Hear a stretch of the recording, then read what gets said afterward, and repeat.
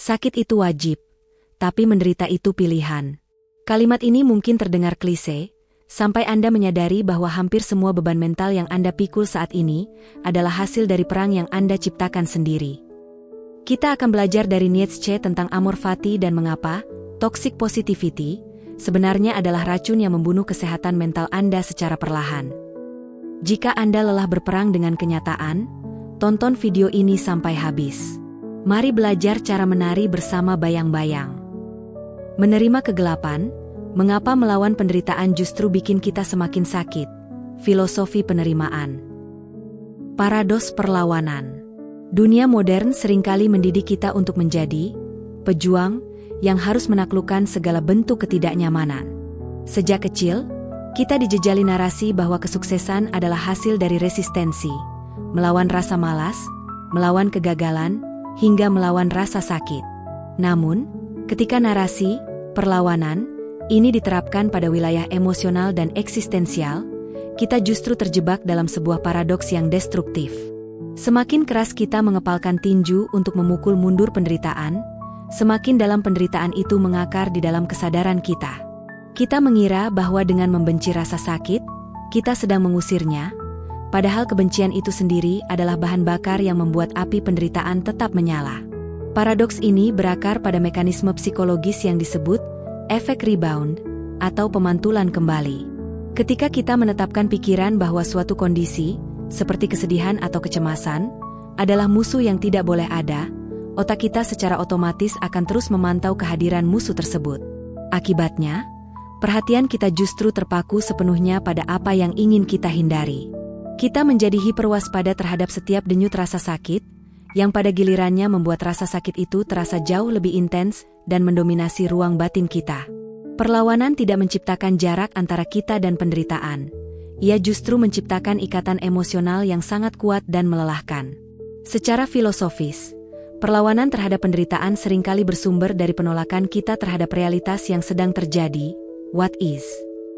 Kita menghabiskan energi mental yang luar biasa besar untuk berargumen dengan kenyataan, berandai-andai jika saja segalanya berbeda, atau mengutuk nasib yang dianggap tidak adil. Konflik internal antara apa yang terjadi dan apa yang kita inginkan terjadi, inilah yang menciptakan gesekan batin yang menyakitkan. Kita tidak hanya menderita karena kejadian itu sendiri, tetapi kita menderita karena kita menderita atas fakta bahwa kita sedang menderita. Inilah lapisan penderitaan sekunder yang sebenarnya jauh lebih berat daripada luka aslinya. Lebih jauh lagi, perlawanan menciptakan ketegangan yang membuat jiwa kita menjadi kaku dan rapuh. Ibarat sebuah pohon yang mencoba melawan angin badai dengan batang yang keras tanpa fleksibilitas, ia akan patah saat tekanan mencapai puncaknya. Manusia yang melawan penderitaan cenderung menutup diri, mengeraskan hati, dan memutus koneksi dengan kerentanannya sendiri. Namun, dalam kekakuan itu, tidak ada ruang untuk penyembuhan atau pertumbuhan. Kita menjadi seperti tawanan yang terus-menerus memukul pintu sel yang terkunci, tanpa menyadari bahwa pintu itu sebenarnya terbuka ke arah dalam, arah di mana penerimaan berada. Oleh karena itu, memahami paradoks perlawanan adalah langkah pertama menuju pembebasan. Kita perlu menyadari bahwa penderitaan bukanlah sebuah anomali yang harus segera diperbaiki, melainkan bagian dari tenunan hidup yang tak terelakkan. Dengan melepaskan perlawanan, kita bukan berarti menyetujui situasi yang buruk atau menjadi pasif, melainkan kita berhenti membuang energi untuk perang yang tidak mungkin dimenangkan. Saat kita berhenti melawan, kita memberikan ruang bagi penderitaan untuk bergerak, bertransformasi, dan akhirnya meluruh dengan sendirinya melalui proses alami penerimaan radikal. Luka versus penderitaan, rumus psikologis. Dalam membedah anatomi batin manusia, sangat penting untuk menarik garis tegas antara rasa sakit murni dan penderitaan psikologis. Rasa sakit, baik yang bersifat fisik maupun emosional, adalah bagian organik dari pengalaman manusia yang tidak dapat dielakkan. Ia adalah luka yang muncul secara spontan saat kita kehilangan seseorang, mengalami kegagalan, atau menghadapi pengkhianatan. Rasa sakit ini bersifat netral dan fungsional. Ia adalah sinyal dari sistem saraf atau jiwa kita bahwa ada sesuatu yang membutuhkan perhatian. Namun, penderitaan adalah sesuatu yang sama sekali berbeda. Ia adalah narasi, beban tambahan, dan lapisan emosional yang kita tumpuk di atas luka tersebut karena ketidakmampuan kita untuk membiarkannya ada. Perbedaan ini dapat dirumuskan secara matematis dalam sebuah prinsip psikologis yang sangat kuat. Penderitaan, rasa sakit times penolakan. Dalam rumus ini, rasa sakit adalah variabel yang seringkali berada di luar kendali kita.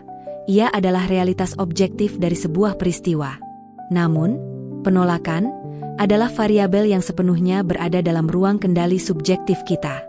Ketika kita menolak rasa sakit, kita mengalihkannya. Jika rasa sakitnya bernilai 10 dan penolakan kita terhadap fakta tersebut bernilai 10, maka penderitaan yang kita rasakan menjadi 100. Sebaliknya, jika rasa sakit yang sama besarnya bertemu dengan penerimaan, penolakan bernilai 0, maka hasil akhir dari penderitaan tersebut secara teknis akan menjadi 0, menyisakan hanya rasa sakit murni yang jujur dan bersih. Lapisan penderitaan yang kita ciptakan sendiri ini sering disebut sebagai anak panah kedua. Filsafat kuno menggambarkan bahwa jika seseorang terkena anak panah pertama, rasa sakit itu sudah cukup buruk. Namun, orang yang tidak bijaksana akan memukul dirinya sendiri dengan anak panah kedua, reaksi mental terhadap rasa sakit tersebut, sehingga ia menderita 2 kali lipat. Anak panah kedua ini bermanifestasi dalam bentuk pertanyaan-pertanyaan yang menyiksa seperti, mengapa ini terjadi padaku? Ini tidak adil, atau, aku tidak sanggup menanggung ini. Penderitaan bukanlah luka itu sendiri, melainkan perlawanan mental kita yang bersikeras bahwa luka tersebut seharusnya tidak pernah ada di sana sejak awal. Secara psikologis, penolakan ini menciptakan ketegangan batin yang luar biasa, karena kita mencoba melakukan hal yang mustahil, menghapus masa lalu atau mengubah realitas yang sudah terjadi. Kita terjebak dalam lingkaran setan di mana kita merasa sakit, karena kita menolak untuk merasa sakit. Ketidakmauan untuk merasakan kesedihan, misalnya, justru akan memperpanjang masa kesedihan itu sendiri menjadi depresi yang berkepanjangan. Dengan memahami rumus ini, kita mulai menyadari bahwa penderitaan kita sebagian besar bersifat opsional. Kita tidak bisa memilih untuk tidak terluka, tetapi kita bisa memilih untuk tidak memperumit luka tersebut dengan drama internal yang melelahkan. Oleh karena itu, transformasi batin dimulai saat kita belajar untuk memisahkan variabel-variabel dalam rumus tersebut. Kita belajar untuk duduk diam bersama rasa sakit tanpa harus menyentuh tombol penolakan. Kita membiarkan luka itu bernapas, berdenyut, dan menuntaskan siklus alaminya tanpa intervensi ego yang ingin melarikan diri. Dengan menurunkan angka penolakan kita menuju 0, kita secara bertahap melucuti kekuatan penderitaan untuk menguasai hidup kita. Inilah fondasi dari ketenangan sejati, kemampuan untuk tetap utuh di tengah rasa sakit, karena kita tidak lagi berperang melawan kenyataan bahwa kita sedang terluka. Jerat, toxic positivity. Di era media sosial yang serba terkurasi, kita seringkali terjebak dalam tuntutan tak tertulis untuk selalu menampilkan wajah yang ceria dan optimisme yang tak tergoyahkan. Fenomena ini, yang dikenal sebagai toxic positivity, adalah pemaksaan untuk mempertahankan pola pikir positif secara berlebihan dan tidak pada tempatnya, yang justru menafikan spektrum penuh emosi manusia. Ketika kita merasa sedih, kecewa, atau hancur, dunia seolah berbisik bahwa kita harus segera bangkit atau melihat sisi baiknya. Namun, memaksakan cahaya ke dalam ruangan yang secara alami sedang gelap hanya akan menciptakan bayang-bayang yang lebih tajam. Kebahagiaan yang dipaksakan bukanlah kedamaian. Itu adalah bentuk penyangkalan diri yang sangat melelahkan secara psikologis. Secara fundamental, toxic positivity bekerja seperti sebuah masker yang menutupi luka yang sedang meradang. Saat kita menggunakan kalimat-kalimat klise seperti semua terjadi karena suatu alasan, atau jangan menyerah, untuk membungkam rasa sakit kita sendiri, kita sebenarnya sedang melakukan kekerasan emosional terhadap diri sendiri. Kita menolak validitas dari pengalaman batin kita yang paling jujur. Padahal, emosi negatif seperti kesedihan atau kemarahan adalah pesan penting dari jiwa kita. Dengan mengabaikan pesan-pesan tersebut demi terlihat positif, kita kehilangan kompas internal yang seharusnya membimbing kita menuju penyembuhan yang autentik. Kita tidak sedang menyelesaikan masalah. Kita hanya sedang menumpuk sampah emosional di bawah karpet kesadaran kita. Dampak jangka panjang dari penolakan terhadap emosi negatif ini adalah alienasi diri atau keterasingan dari diri sendiri. Ketika kita terus-menerus menekan apa yang sebenarnya kita rasakan, kita menciptakan jarak antara ego kita dan realitas batin kita. Kita mulai merasa hampa dan tidak autentik, karena kita hanya mengizinkan sebagian kecil dari kemanusiaan kita untuk tampil di permukaan. Penderitaan yang tidak diakui tidak akan pernah hilang. Ia akan bermutasi menjadi kecemasan yang samar, insomnia, atau ledakan emosi yang tidak terkendali di masa depan. Toxic positivity merampas hak kita untuk berduka secara manusiawi, yang merupakan proses esensial untuk bisa pulih dan tumbuh kembali. Dalam perspektif filosofis, obsesi terhadap positivitas mencerminkan ketakutan mendalam manusia terhadap kefanaan dan kerentanan. Kita menganggap bahwa dengan berpikir positif, kita bisa mengontrol nasib dan menghindari kegelapan. Namun, kehidupan bukanlah garis lurus yang hanya berisi kemenangan. Hidup adalah siklus yang mencakup kematian, kehilangan, dan keputusasaan. Dengan menolak aspek-aspek gelap ini, kita sebenarnya sedang menolak kehidupan itu sendiri secara utuh. Penerimaan sejati membutuhkan keberanian untuk mengakui bahwa, saat ini saya sedang tidak baik-baik saja, tanpa rasa malu atau tekanan untuk segera berubah menjadi baik-baik saja demi standar sosial yang dangkal. Oleh karena itu, keluar dari jerat toxic positivity berarti belajar untuk merangkul ambivalensi emosional. Kita bisa merasa bersyukur atas hidup kita sekaligus merasa hancur karena sebuah kehilangan secara bersamaan. Kita tidak perlu memilih salah satu. Kedewasaan batin dimulai saat kita memberikan izin kepada diri sendiri untuk merasakan kegelapan tanpa harus buru-buru menyalakan lampu. Dengan mengakui rasa sakit secara jujur, kita justru sedang membuka pintu bagi cahaya yang asli, bukan cahaya buatan dari positivitas yang dipaksakan. Inilah awal dari integrasi jiwa yang sehat, di mana setiap emosi, betapapun kelamnya, diakui sebagai tamu yang memiliki hak untuk hadir. Analogi pasir hisap. Dalam dunia fisik, pasir hisap adalah fenomena alam yang menipu. Ia tampak seperti tanah padat namun memiliki sifat cair saat diberi beban. Ketika seseorang terperosok ke dalamnya, reaksi biologis yang paling primitif adalah kepanikan yang memicu gerakan eksplosif.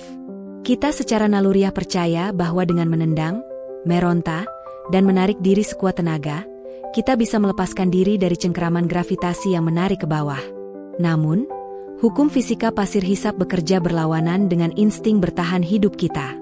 Setiap gerakan agresif menciptakan ruang hampa di bawah kaki, yang justru menyedot tubuh lebih dalam dan lebih cepat ke dalam pusaran lumpur tersebut. Perlawanan bukan merupakan solusi, melainkan katalisator bagi tenggelamnya kita. Analogi ini mencerminkan dengan sempurna bagaimana manusia biasanya menangani emosi negatif atau situasi hidup yang menyesakan.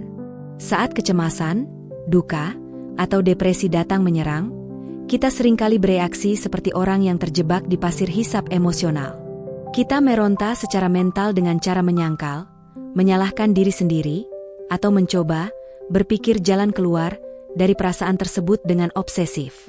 Kita menganggap bahwa jika kita berhenti melawan, kita akan hancur atau hilang selamanya dalam kegelapan. Namun, kenyataannya, tendangan mental inilah yang membuat emosi tersebut terasa semakin mencekik dan tak tertahankan, menguras energi psikis kita hingga titik nadir tanpa memberikan kemajuan sedikit pun. Kunci keselamatan dalam pasir hisap fisik adalah dengan melakukan sesuatu yang terasa sangat kontraintuitif. Berhenti melawan dan merentangkan tubuh seluas mungkin. Dengan merebahkan diri dan meningkatkan luas permukaan tubuh, tekanan terhadap pasir berkurang dan daya apung alami tubuh mulai bekerja. Dalam konteks filosofi penerimaan, ini berarti kita harus merebahkan diri di atas rasa sakit kita. Alih-alih mencoba menarik diri keluar dengan paksa, kita memilih untuk memperluas kesadaran kita guna merangkul seluruh sensasi yang tidak menyenangkan tersebut. Kita berhenti menjadi pejuang yang panik dan mulai menjadi pengamat yang tenang, membiarkan diri kita mengapung di atas ketidakpastian hidup. Sikap mengapung ini membutuhkan keberanian eksistensial yang luar biasa, karena ia menuntut kita untuk melepaskan kendali di saat kita merasa paling terancam. Ketika kita berhenti meronta, kita mulai menyadari bahwa pasir hisap tersebut, atau penderitaan tersebut, memiliki batas kekuatan tertentu. Ia hanya bisa menelan kita jika kita memberinya momentum melalui perlawanan. Dengan menjadi diam dan menerima keberadaan, lumpur, emosional tersebut tanpa menghakiminya, kita sebenarnya sedang menstabilkan posisi kita. Kita tidak lagi tenggelam lebih dalam, dan dalam ketenangan itu, kita seringkali menemukan bahwa ada dasar yang kokoh atau bantuan yang bisa kita raih dengan pikiran yang jauh lebih jernih. Pada akhirnya, analogi pasir hisap mengajarkan kita tentang seni menyerah yang cerdas, intelligent surrender. Menyerah di sini bukan berarti membiarkan diri mati atau pasrah pada kehancuran, melainkan menyerah pada realitas hukum alam yang tidak bisa diubah oleh kemauan ego semata. Dengan berhenti membuang kekuatan untuk perlawanan yang sia-sia, energi kita tetap utuh untuk digunakan pada langkah-langkah pemulihan yang nyata. Kita belajar bahwa seringkali cara tercepat untuk keluar dari lubang penderitaan bukanlah dengan melompat keluar dengan kasar, melainkan dengan pertama-tama menerima bahwa kita memang sedang berada di dalam lubang tersebut, dan tetap tenang di dalamnya sampai badai batin mereda. Amor fati, mencintai takdir. Konsep amor fati, sebuah frasa Latin yang secara harfiah berarti mencintai takdir, merupakan puncak dari pemikiran Friedrich Nietzsche mengenai ketangguhan jiwa manusia. Ini bukan sekadar ajakan untuk menerima apa yang terjadi dengan sikap pasrah yang lesu, melainkan sebuah seruan untuk mencintai setiap detik kehidupan, termasuk bagian-bagian yang paling menyakitkan dan kelam sekalipun. Nietzsche memandang bahwa hidup adalah satu kesatuan yang tak terpisahkan. Anda tidak bisa mengambil kegembiraan tanpa sekaligus merangkul kesedihan yang memungkinkan kegembiraan itu ada. Mencintai takdir berarti mengatakan ya, yang mutlak kepada seluruh keberadaan, mengakui bahwa setiap kegagalan, kehilangan, dan air mata adalah benang-benang esensial yang menenun keunikan diri kita saat ini. Dalam perspektif amor fati, penderitaan tidak lagi dipandang sebagai sebuah kesalahan kosmis atau hukuman yang harus disesali. Sebaliknya, penderitaan adalah bahan baku bagi penciptaan diri yang agung. Bayangkan hidup Anda sebagai sebuah karya seni. Jika Anda menghapus semua momen sulit, Anda tidak hanya menghapus rasa sakitnya, tetapi juga menghapus kekuatan, kebijaksanaan, dan kedalaman karakter yang lahir dari perjuangan tersebut. Dengan mencintai takdir, kita berhenti menjadi korban dari keadaan dan mulai menjadi arsitek dari makna hidup kita sendiri. Kita tidak lagi bertanya, mengapa ini terjadi padaku? Dengan nada meratap, melainkan bertanya, bagaimana aku bisa menggunakan ini untuk menjadi lebih kuat? Dengan semangat seorang pencipta. Penerapan amor fati membutuhkan pergeseran paradigma yang radikal terhadap waktu dan penyesalan. Seringkali, penderitaan kita diperparah oleh keinginan obsesif untuk mengubah masa lalu, sebuah perlawanan terhadap apa yang sudah menjadi kenyataan. Nietzsche menantang kita untuk mencapai suatu titik kesadaran di mana kita tidak ingin ada satu hal pun yang berbeda, baik di masa depan, di masa lalu, maupun di seluruh keabadian. Ini adalah tingkat penerimaan tertinggi, di mana kita tidak hanya menoleransi hal-hal yang tidak menyenangkan, tetapi kita melihatnya sebagai sesuatu yang indah karena kegelapan tersebut memberikan kontras yang diperlukan bagi cahaya. Tanpa lembah yang dalam, gunung tidak akan pernah terlihat menjulang tinggi. Lebih jauh lagi, mencintai takdir membebaskan kita dari beban berat harapan-harapan palsu tentang hidup yang sempurna. Banyak orang menderita karena mereka membandingkan kenyataan hidup mereka yang berantakan dengan idealisme yang mustahil. Amor fati meruntuhkan standar tersebut dan mengajak kita untuk menemukan keindahan dalam ketidaksempurnaan dan keberantakan hidup itu sendiri. Ketika kita mencintai takdir, kita berhenti berperang melawan realitas dan mulai bekerja sama dengannya. Kita menyadari bahwa setiap tantangan adalah partner berdansa yang memaksa kita untuk belajar langkah-langkah baru yang lebih lincah dan kuat. Ketakutan akan masa depan melenyap karena kita tahu bahwa apapun yang datang, kita akan menyambutnya dengan cinta yang sama besarnya. Pada akhirnya, amor fati adalah tentang integrasi total antara manusia dan semesta. Dengan mencintai takdir, kita menyelaraskan kemauan pribadi kita dengan kemauan alam semesta yang luas. Kita tidak lagi merasa terpisah dari dunia, melainkan menjadi bagian dari aliran energi kehidupan yang besar dan tak terhentikan. Kedamaian sejati tidak ditemukan dengan cara melarikan diri ke pulau impian yang bebas dari masalah, melainkan dengan berdiri tegak di tengah medan perang kehidupan dan berkata dengan penuh keyakinan, inilah hidupku, dan aku mencintai setiap detiknya. Inilah rahasia dari mereka yang tetap bisa tersenyum di tengah badai. Mereka tidak hanya menerima kegelapan, mereka telah jatuh cinta padanya sebagai bagian dari keutuhan diri mereka. Tubuh yang mengingat. Seringkali kita terjebak dalam ilusi bahwa pikiran dan tubuh adalah dua entitas yang terpisah. Namun dalam hal penderitaan, tubuh adalah saksi yang paling jujur dan tidak bisa berbohong. Ketika kita melakukan perlawanan mental terhadap rasa sakit atau trauma, Tubuh kita tidak menganggapnya sebagai perdebatan intelektual, melainkan sebagai ancaman fisik yang nyata. Setiap kali kita menolak untuk merasakan kesedihan atau menekan kemarahan, sistem saraf kita mengaktifkan mode siaga tingkat tinggi. Tubuh tidak mengetahui perbedaan antara dikejar oleh pemangsa di hutan dengan dikejar oleh bayang-bayang emosional di dalam pikiran. Keduanya memicu reaksi fisiologis yang sama, yaitu ketegangan yang membeku dan kesiapan untuk bertarung. Secara biologis, penolakan yang terus-menerus terhadap realitas emosional menciptakan banjir hormon stres, seperti kortisol dan adrenalin, yang tidak pernah benar-benar surut. Dalam keadaan normal, hormon-hormon ini seharusnya membantu kita menghadapi krisis singkat dan kemudian kembali ke titik nol. Namun, karena kita terus berperang melawan penderitaan kita sendiri setiap hari, tubuh kita terjebak dalam sirkuit fight-or-flight yang kronis. Akibatnya, energi yang seharusnya digunakan untuk regenerasi sel, sistem kekebalan tubuh, dan pencernaan, justru terkuras habis untuk mempertahankan benteng pertahanan mental kita. Penderitaan yang ditolak tidak hilang. Ia bermigrasi dari pikiran dan menetap di jaringan ikat, otot, dan organ dalam kita.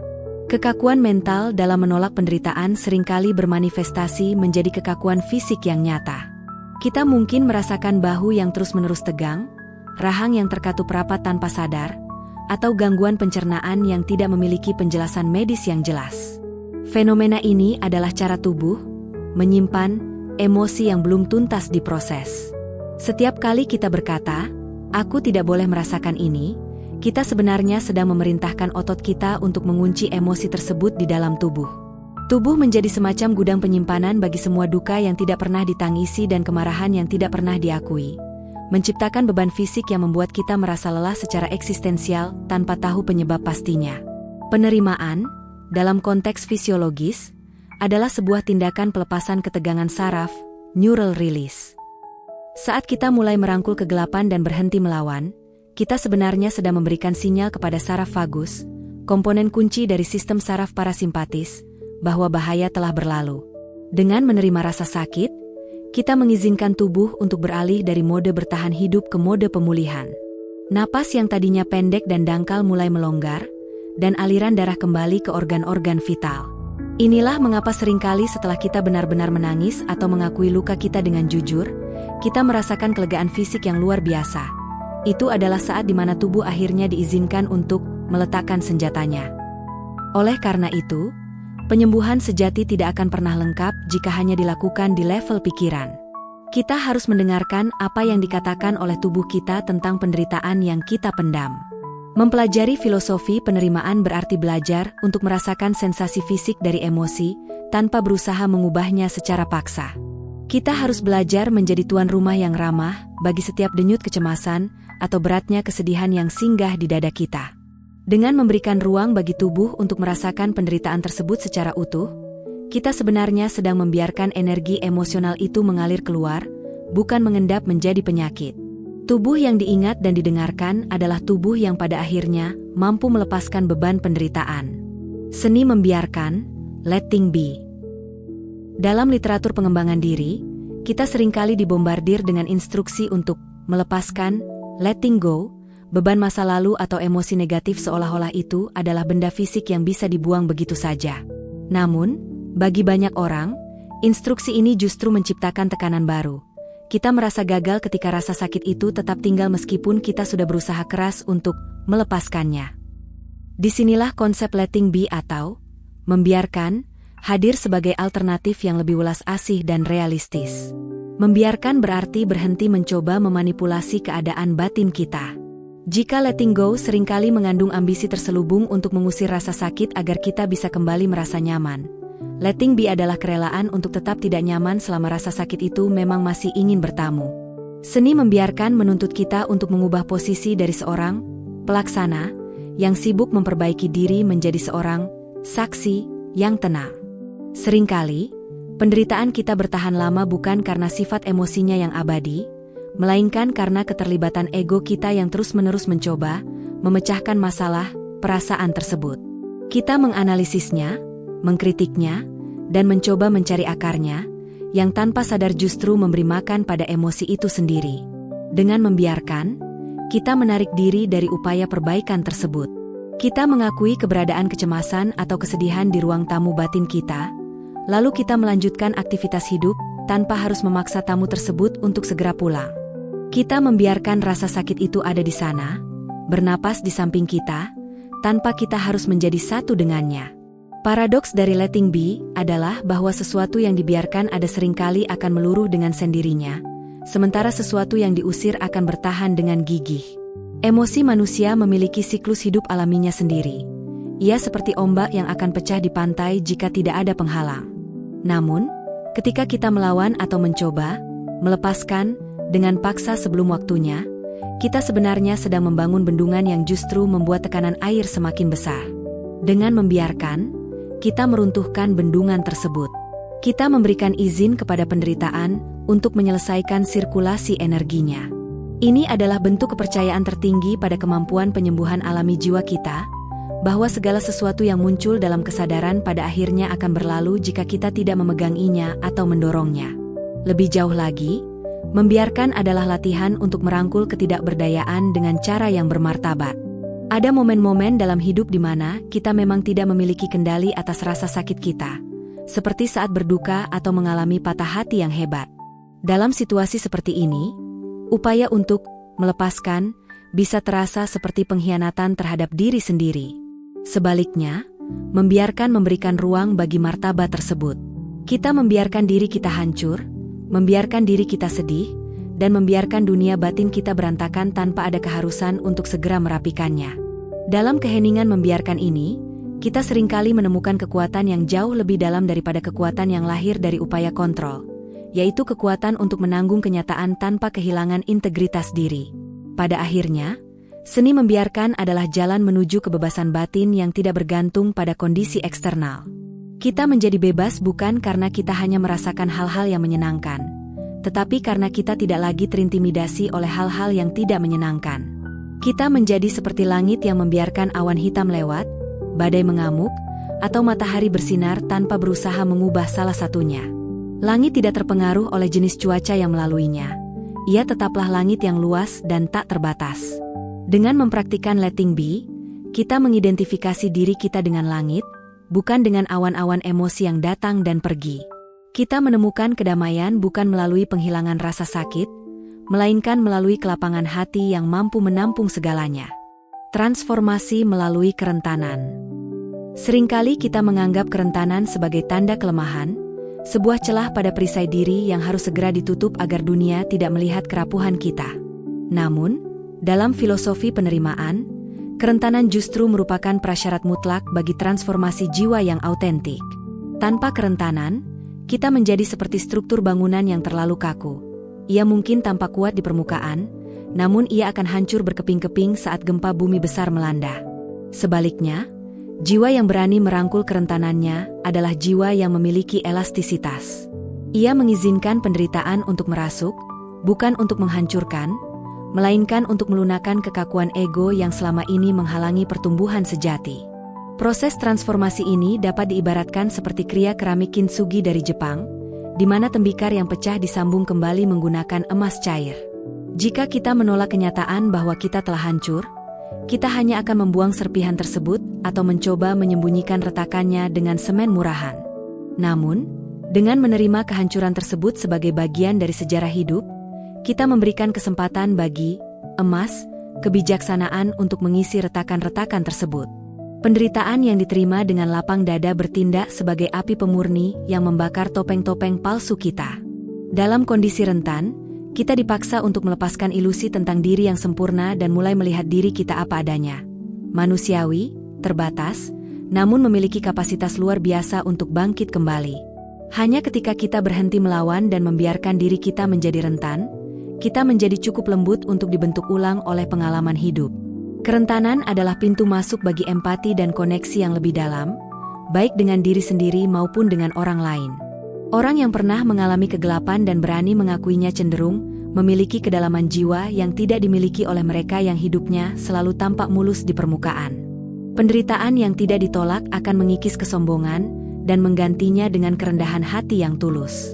Kita mulai menyadari bahwa setiap manusia membawa luka mereka masing-masing, Dan kesadaran kolektif akan kerentanan inilah yang sebenarnya menyatukan kita sebagai spesies. Ada sebuah paradoks indah dalam kerentanan. Kekuatan sejati justru lahir saat kita berhenti mencoba untuk terlihat kuat. Saat kita berani berkata, "Saya takut, saya hancur," atau "Saya tidak tahu harus berbuat apa," kita sebenarnya sedang meruntuhkan tembok pertahanan yang melelahkan. Di balik tembok itu, terdapat sumber energi kreatif dan daya tahan yang selama ini terpendam. Transformasi terjadi ketika kita tidak lagi menggunakan energi kita untuk menopang citra diri yang tak terkalahkan, melainkan menggunakan energi tersebut untuk mengintegrasikan pengalaman pahit menjadi kebijaksanaan hidup. Kita tidak lagi sekadar bertahan hidup, surviving, melainkan mulai berkembang, thriving, melalui luka-luka tersebut. Pada akhirnya, kerentanan yang diterima secara radikal akan mengubah cara kita memandang dunia. Kita tidak lagi melihat penderitaan sebagai gangguan yang merusak rencana hidup kita, melainkan sebagai guru keras yang datang untuk memperluas kapasitas jantung kita. Seperti otot yang harus mengalami robekan kecil agar bisa tumbuh lebih besar, jiwa kita pun membutuhkan tekanan dan kerentanan agar bisa mencapai kedewasaan spiritual yang lebih tinggi. Kebebasan sejati ditemukan saat kita menyadari bahwa retakan pada jiwa kita bukanlah cacat produksi, melainkan tempat di mana cahaya pemahaman mulai masuk dan menerangi bagian terdalam dari eksistensi kita. Kebebasan di balik penyerahan diri. Seringkali kita menyalahartikan konsep penyerahan diri sebagai bentuk kekalahan yang memalukan atau kepasrahan yang tak berdaya. Dalam kamus modern, menyerah dianggap sebagai akhir dari perjuangan, sebuah tanda bahwa kita telah patah semangat. Namun, dalam cakrawala filosofi penerimaan, penyerahan diri, surrender, adalah sebuah tindakan keberanian tingkat tinggi yang membebaskan. Ini adalah momen di mana ego berhenti memaksakan kehendaknya yang terbatas pada alam semesta yang tak terbatas. Kebebasan sejati tidak ditemukan saat kita akhirnya berhasil menekuk dunia sesuai keinginan kita, melainkan saat kita berhenti merasa perlu untuk mengendalikan setiap arus yang mengalir dalam hidup kita. Saat perlawanan itu luruh, beban yang selama ini menghimpit pundak kita ikut lenyap, menyisakan ruang bagi ketenangan yang tak tergoyahkan. Penyerahan diri adalah pengakuan jujur bahwa pikiran manusia, betapapun cerdasnya, tidak akan pernah bisa memprediksi atau mengatur kompleksitas takdir secara sempurna. Kita sering menderita karena kita merasa bertanggung jawab untuk memastikan bahwa hidup harus berjalan sesuai rencana tertentu, dan setiap penyimpangan dianggap sebagai kegagalan pribadi. Dengan melakukan penyerahan diri radikal, kita melepaskan peran sebagai pengatur semesta yang melelahkan. Kita mulai menyadari bahwa kita bisa menjadi penumpang yang sadar dan waspada tanpa harus terus-menerus mencoba merebut kemudi dari tangan takdir. Dalam pelepasan kendali inilah, kecemasan yang selama ini menghantui langkah kita mulai kehilangan cengkeramannya, karena kita tidak lagi terobsesi pada hasil akhir, melainkan pada kejujuran dalam menjalani proses. Lebih jauh lagi, ada kekuatan yang luar biasa besar yang tersembunyi di balik sikap menyerah pada kenyataan. The power of yielding. Ibarat air yang selalu mengalir ke tempat rendah dan mengikuti lekuk sungai, ia tidak pernah memukul batu secara kasar. Namun seiring waktu ia mampu melubangi batu yang paling keras sekalipun. Penyerahan diri membuat jiwa kita menjadi cair dan adaptif. Kita tidak lagi terkuras energinya untuk menolak hal-hal yang sudah terjadi, seperti kegagalan yang telah lewat atau kehilangan yang tak bisa kembali. Sebaliknya, energi yang tersimpan dari penghentian perlawanan itu kini bisa kita gunakan untuk merespons situasi dengan cara yang jauh lebih kreatif dan bijaksana. Kita menjadi bebas untuk bergerak maju, karena kaki kita tidak lagi terantai oleh keinginan agar masa lalu menjadi berbeda. Secara eksistensial, penyerahan diri membawa kita pada kemerdekaan batin yang tidak bisa dirampas oleh siapapun atau situasi apapun. Dunia mungkin bisa merampas harta kita, kesehatan kita, atau kenyamanan kita, tetapi dunia tidak bisa merampas kedamaian kita jika kita telah menyerahkan diri pada aliran kehidupan. Kebebasan ini muncul saat kita berkata, ya, kepada penderitaan sebagaimana kita berkata, ya, kepada kebahagiaan. Di titik ini, kita tidak lagi menjadi tawanan dari rasa takut akan rasa sakit, karena kita telah menerima bahwa rasa sakit adalah bagian dari kontrak hidup yang adil. Saat kita tidak lagi takut untuk merasa sakit, maka tidak ada lagi yang bisa mengancam stabilitas jiwa kita. Kita menjadi bebas, karena kita tidak lagi memiliki sesuatu untuk dilindungi mati-matian dari tangan takdir. Pada akhirnya, Penyerahan diri adalah pintu gerbang menuju kebahagiaan yang tanpa syarat. Selama ini kita menggantungkan kebahagiaan pada syarat-syarat tertentu. Aku akan bahagia jika aku sukses. Atau, aku akan tenang jika masalah ini selesai. Penyerahan diri menghancurkan semua persyaratan tersebut. Ia mengajak kita untuk menemukan kedamaian justru di tengah-tengah masalah yang belum selesai dan badai yang masih mengamuk. Kita belajar bahwa kita bisa tetap utuh meskipun sedang hancur, dan tetap tenang meskipun sedang berduka. Penyerahan diri bukanlah akhir dari perjalanan, melainkan awal dari cara hidup yang baru, sebuah cara hidup di mana kita menari bersama takdir, bukan lagi berkelahi dengannya. Kesimpulan, menari bersama bayang-bayang.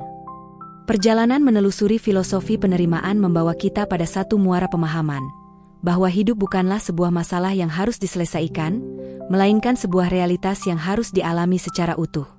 Kita sering menghabiskan sebagian besar umur kita untuk mencoba membangun benteng yang kedap terhadap kesedihan, seolah-olah kesehatan mental berarti absennya penderitaan. Namun, pemahaman sejati justru terletak pada kemampuan kita untuk mengintegrasikan kegelapan ke dalam identitas kita.